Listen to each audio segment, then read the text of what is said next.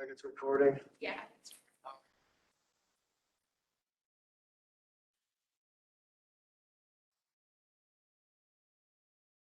Well, welcome. I'm sorry I had major problems with the equipment tonight, and there's no technician to help right now. So,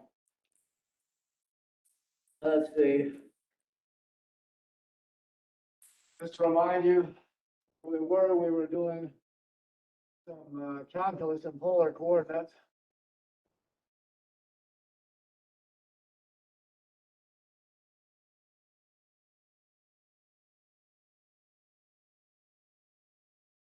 And we want to do some of the same things we did before. We noted that since, recall, a curve in the plane given as r equals a function of theta, which is common.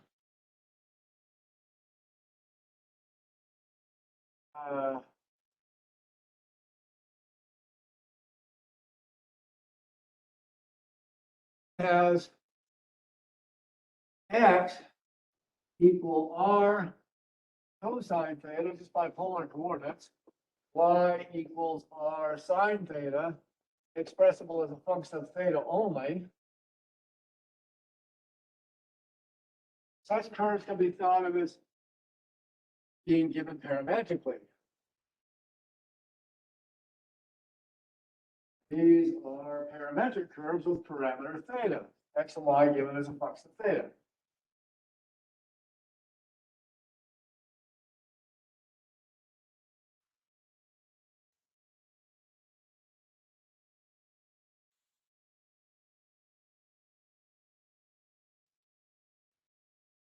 Now, that means we can do some calculus that we did with parametric coordinates, and this is one of them. We can find the slope of a tangent line.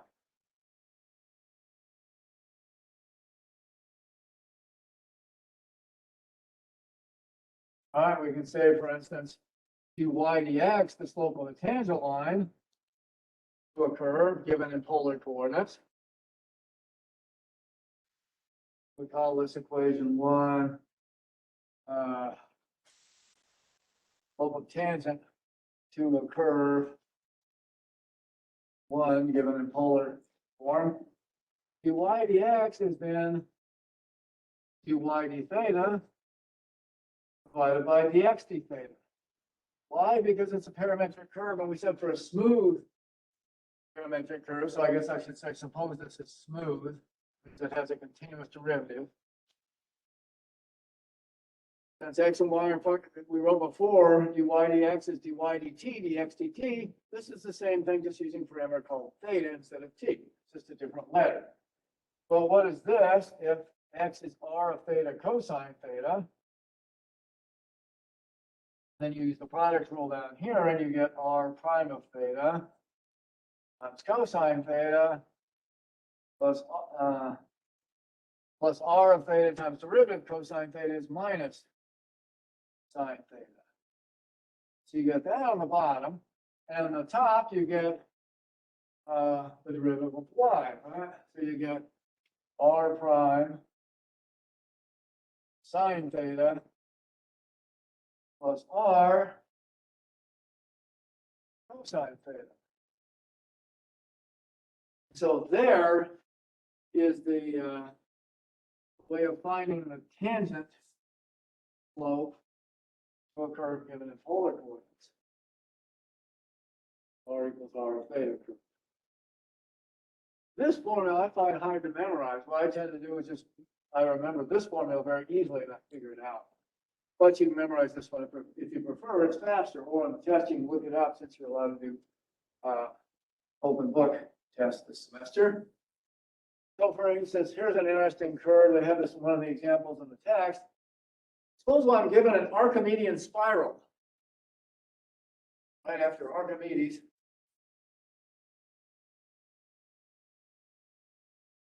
Let's consider this special case, the most simple one to write down, r equals e to the theta. right? I've got a picture of it in the book. If theta equals 0, r equals 1, right? E to the 0 is 1. So we can plot a few points on it. We want r theta. So you put in theta equals 0 and get r equals 1. So you're right here at an angle, theta equals 0, go out to the point of 1. Then if you put in r equals pi over 4, say, now you've got, oops, theta equals pi over 4. R equals e to the pi over 4. That's about e to the 3/4. So that's a little bigger. It's up here, maybe. Turn to an angle. Remember how to sketch these? Turn to the angle and then go out the distance. And this radial distance then is e to the pi over 4. Then if you go to an angle pi over 2, you get e to the pi over 2. That's about e to the 1.5, roughly 1.6. So at this angle, you know, you're at some bigger distance. So here's the point R, an angle pi over 2 here. This is pi over 4. This is pi over 2. Now we go out a distance, e to the pi over 2. And you keep going, and the spiral looks kind of like this. It goes out, it grows in radius very rapidly because the exponential function grows very rapidly. So there it is. And suppose we want to find arc length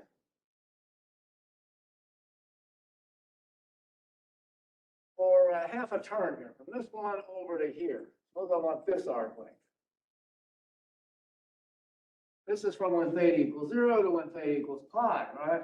We can put here at pi, r is e to the pi. So you come out here at this angle pi, by the distance, e to the, a little bigger than 3. It'd be a little further out than that, actually, but I don't have room to draw it. Find the arc length over the interval theta running from 0 to pi. This piece of the Archimedean spiral right here. All right, well, it's just formula 2, let's call it.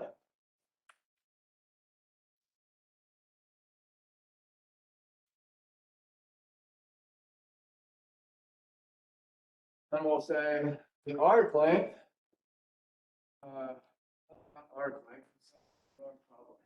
find the slope of the tangent line heading to arc length later. Find the slope tangent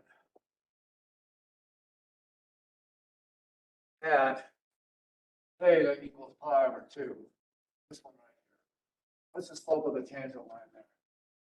So the arc length then, or the slope of the tangent now, is y dx is r prime of theta sine theta. Well, this is r of theta, the function. So we notice that r of theta equals e to the theta. That means r prime of theta is also e to the theta.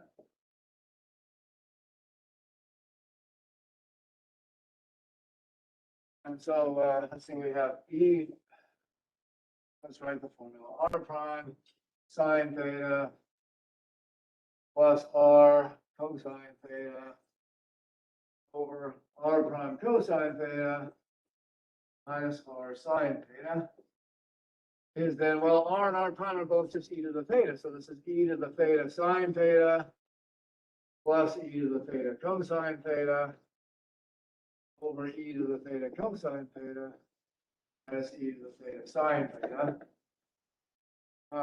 Well, e to the theta times sine plus cosine on the top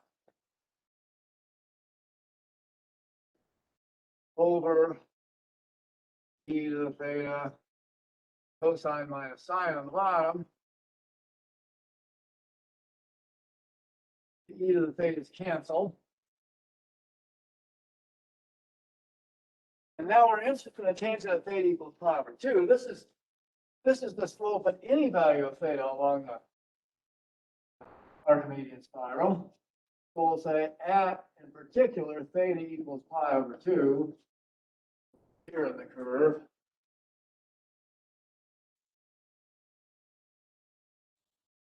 y dx is equal to sine pi over 2 plus cosine pi over 2 over cosine pi over 2 minus sine pi over 2. Well, the cosine is 0 and the sine is 1. Well, no, its slope is negative 1. There we go. Yeah, pick that, a quick problem. Yeah. But the important thing is to illustrate. You just plug it into that formula and compute it. And it's a nice formula for computing the slope to a curve given in polar coordinates. They're almost always given r as a function of theta like that. You draw them like this, you turn to the angle, go out the distance, turn to the angle, go out the distance, and then you can find the slope like that. So I think it's a real nice section like that. It puts together these things real easily. All right, so the next thing then is to calculate the arc length. I started to jump ahead to. What's the arc length in polar coordinates? Now, recall for a parametric curve,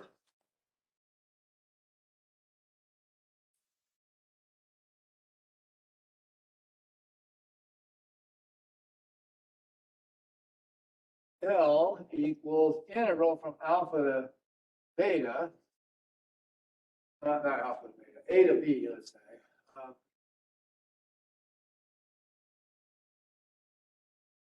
Yeah, let's do A to B first. Square root of dx dt squared plus dy dt squared, right? For a dt. For a parametric curve given x as a function of t and y as a function of t. That's what we had for arc length parametric curve. But now what we have, again by 1, the parameters theta,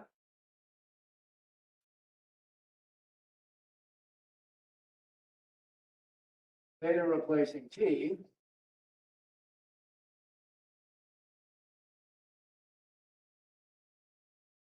formula for arc length. This becomes L equals, oh, and then suppose theta goes from alpha to beta instead of A to B. So this is for a curve T running from A to B, with curve with parameter T running from A to B. Now what we have is a curve with parameter theta.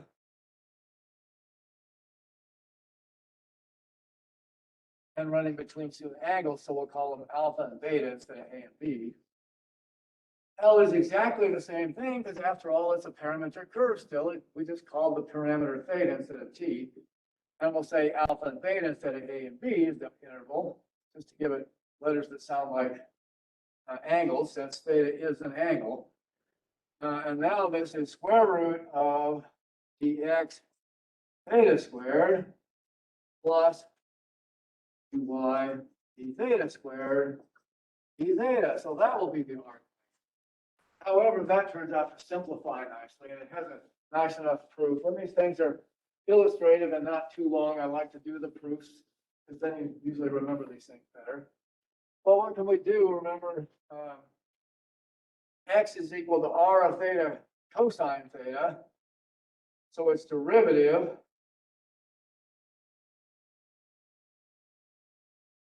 is r prime cosine theta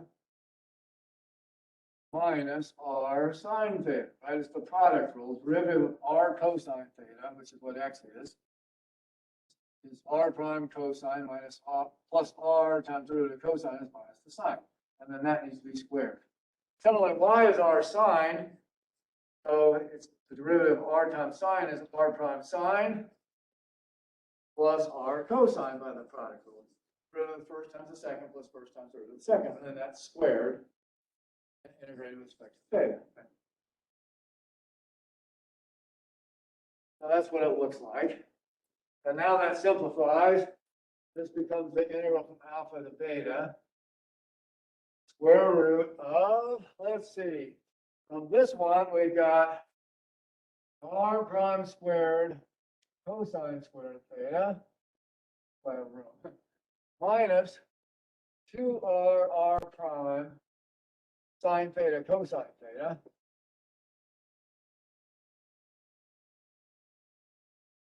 plus r squared sine squared theta.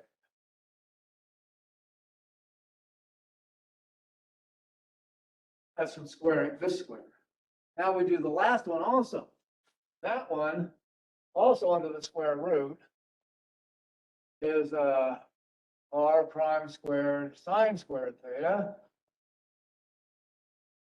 plus 2r r prime sine theta cosine theta plus r squared cosine squared theta. That's the second one squared. And the whole thing is under the square root sign and integrate with respect to theta. So I had to write that on 2 lines. But you notice now that this one cancels this one. It's all under the square root. It's just squaring those two things. It's only algebra in this step. And now you have this plus this all under the square root. This and this together are r prime squared times cosine squared plus sine squared, right? This one is this times this. This one is this times this. And then similarly over here, we have r squared on both of these. R squared multiplies sine squared here, multiplies cosine squared here. Then the whole thing's integrated with respect to theta. So I just collect terms. This one with this one here, this one with this one here. It's all algebra again. But cosine squared plus sine squared is 1. Both of these. So we have it's the integral from alpha to beta, square root r prime squared plus r squared. Actually, let's write it in the other order. Move this one over here and this one over here. Get r squared plus r prime squared d theta, where prime denotes derivative with respect to theta, which is a theorem.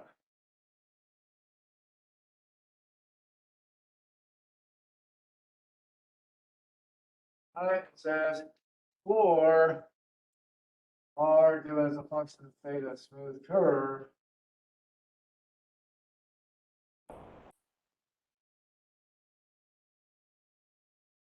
the arc length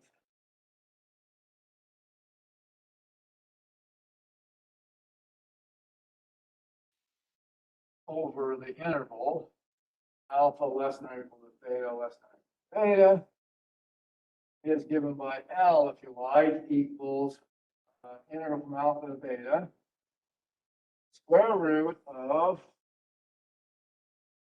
r of theta squared, this is r squared, and right now it's a function of theta, plus r prime squared, we can write that as dr d theta squared d theta.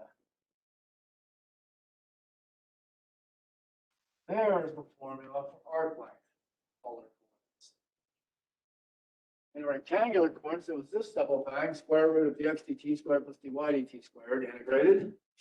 In polar coordinates, just square root of r squared plus dr d theta squared with respect to theta. That's it. So there's our arc length formula. What you do is you just memorize these formulas. You memorize how to compute dy dx, and you memorize this formula for arc length. It's a little too long to do this proof every time, but you want to see it once. It's just the one we already did, rewritten algebra. So now, problem I started to write down before, find the arc length of the Archimedes spiral.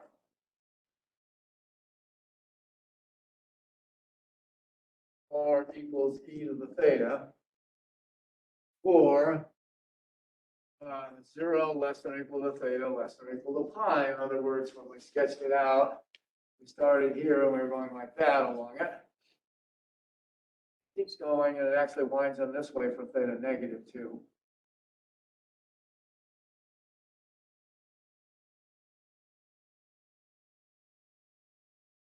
But we just want to know what's the length of this piece right here, turning from 0 to pi. 0, 1, when you put in theta equals, you get r equals 1. This would be pi e to the pi over here. And, oops, a little bit. 1, 0, r equals 1 and theta equals 0. R equals e to the pi and theta equals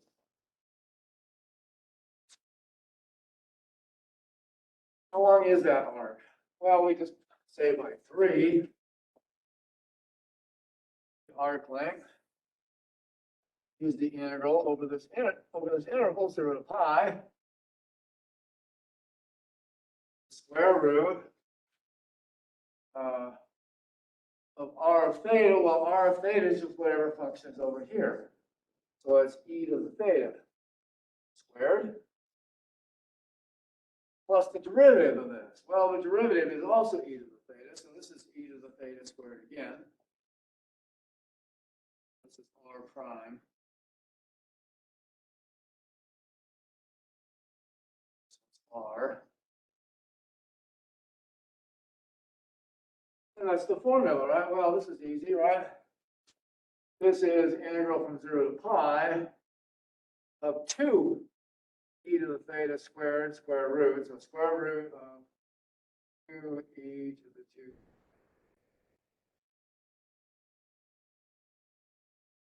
2. Theta, which is then square root 2 comes out. Square root of e to the 2 theta is e to the theta. Theta. So we've got square root 2 times e to the pi minus 1. How about that?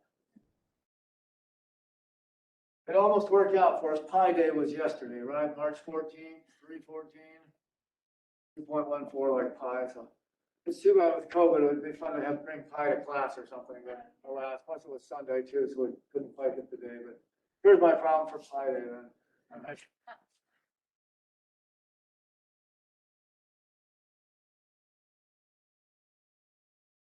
have another one coming up. A lot of these problems, calculus and polar coordinates come up with pi in them. Anybody have any questions online with that? Yeah, sorry we got started so late. I had a lot of equipment problems tonight for some reason.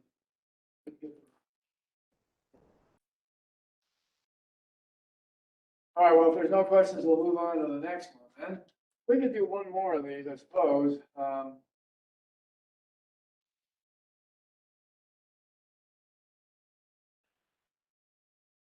It's not worth it.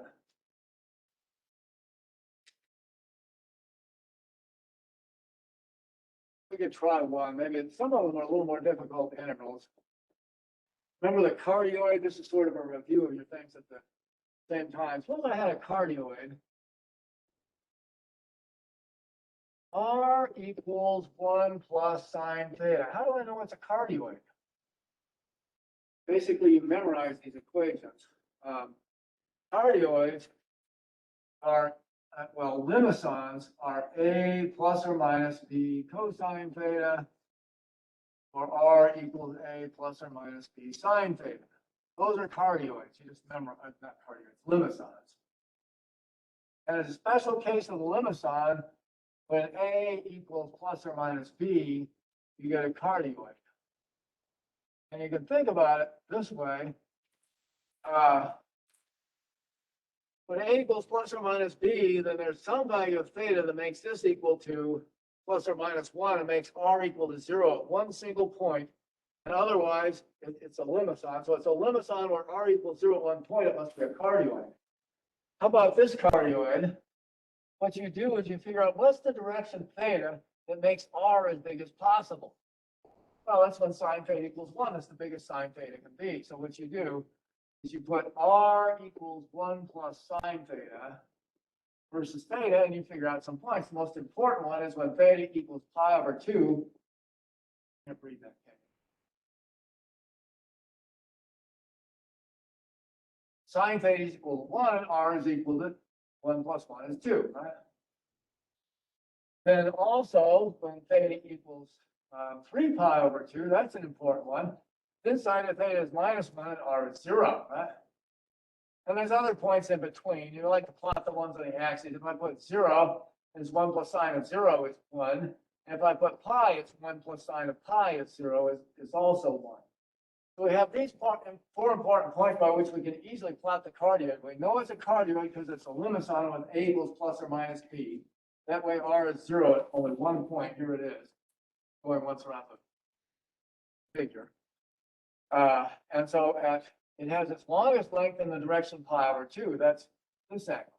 At that point, we go up to 2. It's got that point.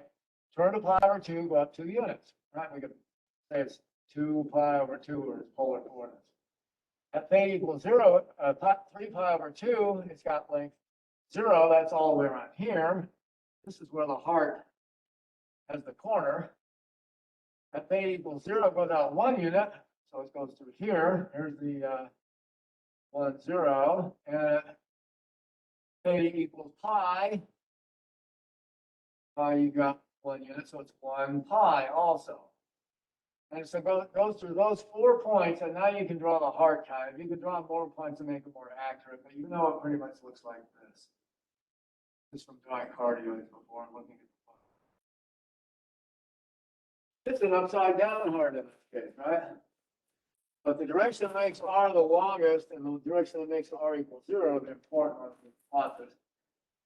Again, let's say find the arc length of this one.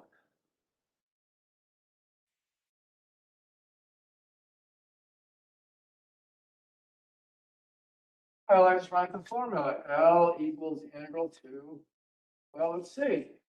To sweep out the cardioid at once, you remember you just let theta go from 0 to 2 pi, right? So it's this and 0 less than or equal to theta less than or equal to 2 pi. Or you can go from minus pi to pi, just so you go once around. Here's how you write cardioid once around. So I'm going to have, let's let this go from 0 to 2 pi. And now it's square root of r squared plus r d theta squared. Pi means of 3, right? The polar equation for arc length. So this is just integral from 0 to 2 pi. R is 1 plus sine theta.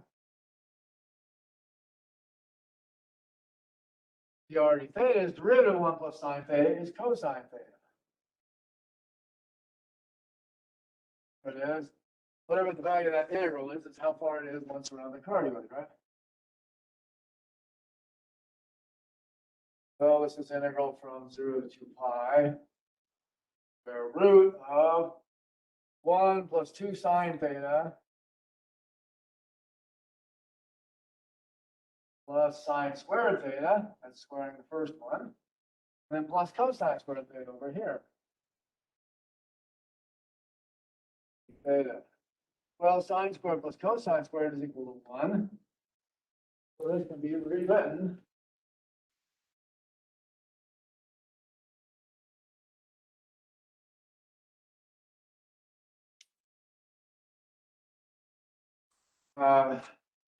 as integral from 0 to 2 pi, square root of 2 plus 2 sine theta, 2 plus 2 sine theta, d theta, and the square root 2 comes out, and the square root 2 integral from 0 to pi, so the square root of 1 plus sine theta.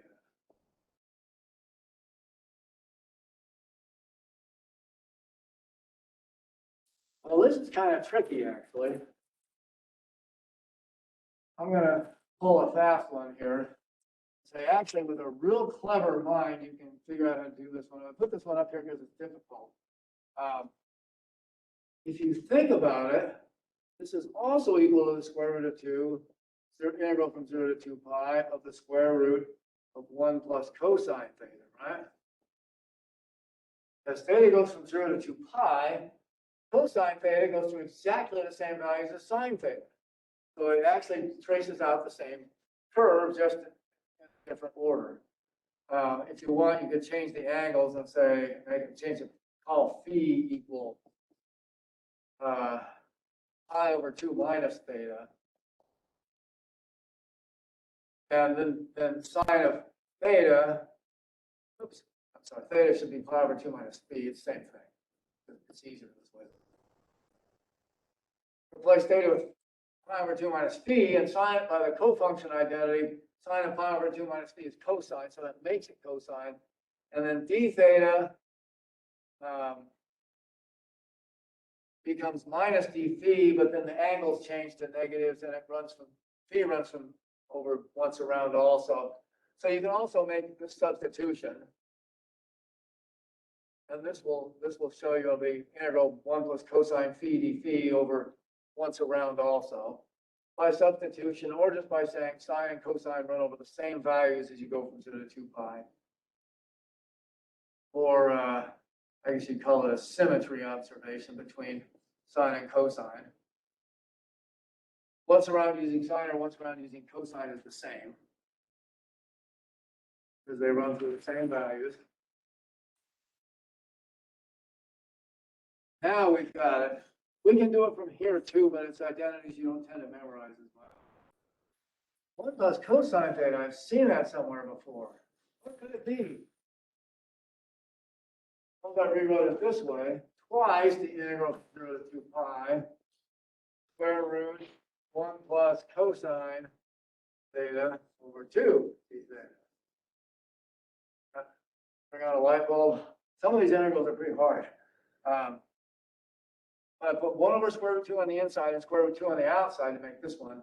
And so they cancel each other and get you back here, right? That's algebra. Well, algebra, I'm pulling 1 over square root 2 out of the integral. But now, by the half angle identity, square root 1 plus cosine 2 theta is equal to cosine of 1/2 theta. That's the half angle identity. Remember, cosine 1/2 theta, this is it's plus or minus square root 1 plus cosine theta over 2 is the half angle identity. And so I can replace this with square root 1 plus cosine theta over 2, provided I get the right plus and minus. Well, what do I need? What I want is to always use the positive square root. So I put plus cosine 1. What I need to do is put this. I need to integrate absolute value of cosine 1/2 theta. So I can say absolute value of cosine 1/2 theta is equal to the square root, right? The square root means the non-negative number that has the squared. The square. So this thing from trigonometry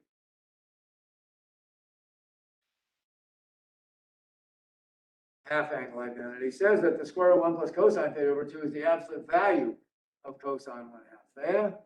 And so this can be rewritten as twice the integral from 0 to 2 pi of the absolute value of cosine 1/2 theta. And now wait a minute, where is cosine positive and where is cosine negative? Cosine is positive when its argument is between plus and minus pi over 2. So what we need is 1/2 theta between plus or minus pi over 2, which means theta goes from minus pi over 4 to, or from minus pi to pi. So what I'll do is I'll rewrite this as twice the integral from minus pi to pi. It's the same thing because, again, cosine goes one period. It doesn't matter whether you go from 0 to 2 pi or minus pi to pi. Cosine runs over the same values. How tricky this is. So it can be written that way, actually. Also, you can go over these angles and your cosine runs over the same value, so it's the same integral. All right, if I say, here's the graph of cosine 1/2 theta, looks like this. I can go over, this is actually, the argument goes from 0 to pi, and this one, I mean, it's like,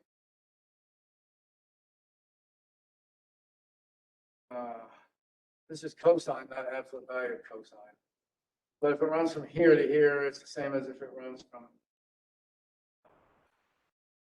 here to here. That kind of thing. Well, if it runs from here to here, absolute value, it's the same as if it runs from here to here without the absolute value. So you can do that with or without the absolute value. The absolute value is the same over the interval.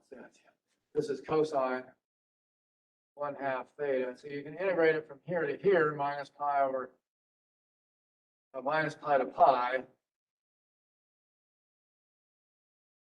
Or you can integrate from here to here, 0 to 2 pi. Let's see if I've got that right. Minus pi to, it's minus pi cosine 1/2 theta is 0. So it goes, this is the spot minus pi. This is the spot pi. I don't want to make this overly complicated with trigonometry. But you're integrating, this one is integrating them out of the hump. The other one going from 0 to 2 pi is integrating the absolute value of this one. So it's like this. It's integrating this area plus this area moved up here is the same as this one.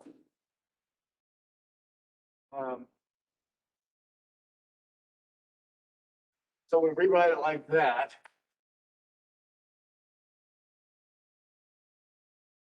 And now, on the interval minus pi to pi, you can drop the absolute value. That's why I switched intervals. On here, you're having to take this piece of cosine 1/2 theta, but absolute value, you turn this one up. What is this? See, get an area like that. Or on this one, you're taking this portion and you don't need the absolute value anymore. So this is twice the integral from minus pi to pi. And you can put in the function itself, cosine of 1/2 theta, d theta.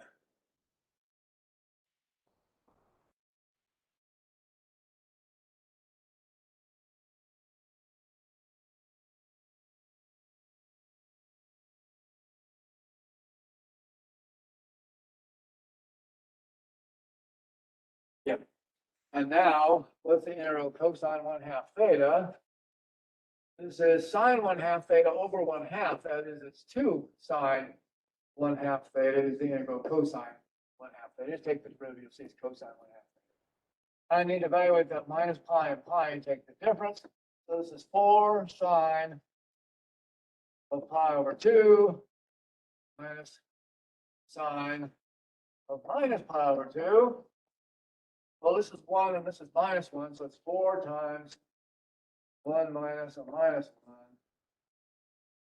And this comes out to be 4. So there's the area of that cardioid. But it does point out something about these arc length problems, that because there's an integral of a square root, almost invariably it's a difficult integral. This is one you can actually do. Most of them you wind up estimating them on the computer. You run a numerical method, estimates it real accurately.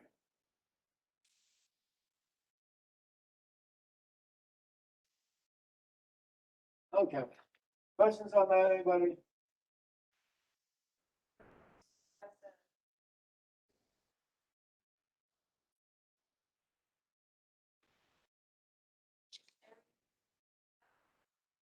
That was the arc length, yeah.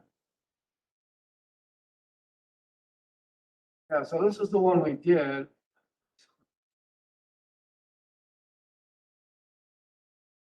R equals 1 plus sine theta. However, if you did R equals 1 minus sine theta, you'd find it's just exactly the same shape upside down. It would have the same arc length. If you did R equals 1 plus cosine theta, it's just turned the other way. Now the maximum R is when theta equals 0, and you get this kind of a shape. And if you put R equals 1 minus cosine theta, then it so it's the same shape and the same arc length, no matter which of these 4 cases you put. All other cardioids are just scaled up, right? Since A equals B, all other cardioids are A. R equals A plus A sine theta. R equals A minus A sine theta, or just these all multiplied by A, since they're everything's A times as long. Theta. R equals A plus A cosine theta. or R equals A minus A.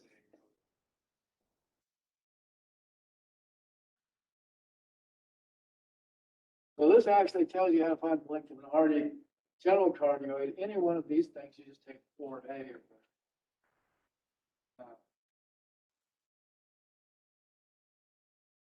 But I'd like you to be able to do that.